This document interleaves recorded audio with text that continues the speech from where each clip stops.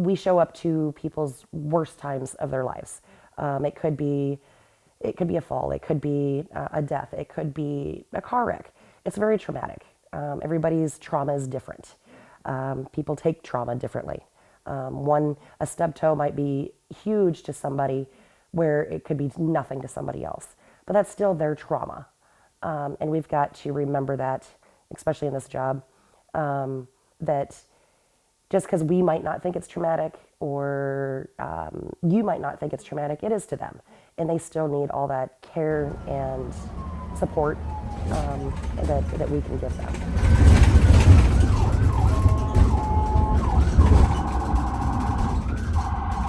The tones will go off overhead and the lights will come on that lets us know that we have a call that we're going to.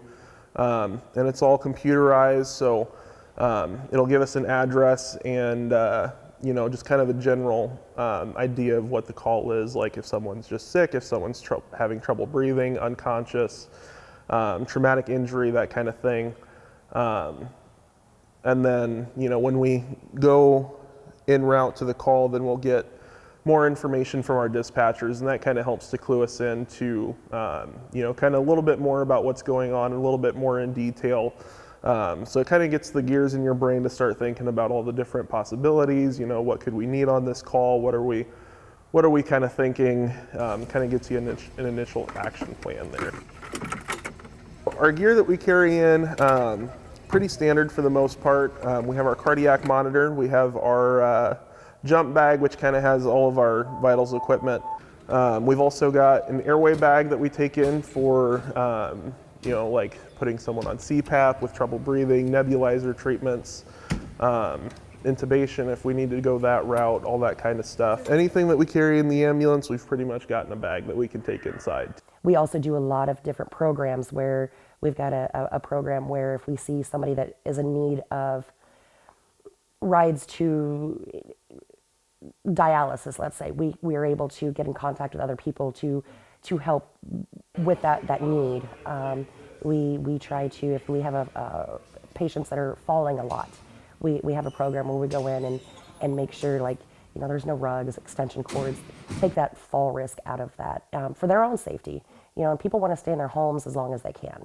So we do a lot of work with the community trying to help the patients, even if it's not just going to the hospital. Biggest misconception, I think a lot of people look at us as just kind of a show up and, kind of like a taxi ride to the hospital. And a lot of people think that we just show up and put you on a stretcher and then, just give you a ride. But, there's really a lot more to it. We have our cardiac monitors. We can do a lot of the stuff that the ER can do, and we can do it right inside of your house. That is one of the things. We don't just load and go. We do a lot of care on scene just to get that patient stable. Doing CPR, using Narcan. We have to do that on scene because the sooner we can get that stuff into them, medications for heart attacks, the better outcome it is for them. I do a lot of CPR training. I'm certified in teaching CPR. One of the things I try to teach a lot is we are actually not the first responders. That sounds weird because we're called first responders, but it's the first responders that starts with the person that calls 911, the person that comes up on scene or comes to the home or whatever. The person that actually calls 911 is the first responder. They're the ones. Dispatch is the second responder. We're the third or fourth or fifth sometimes. It depends on the situation.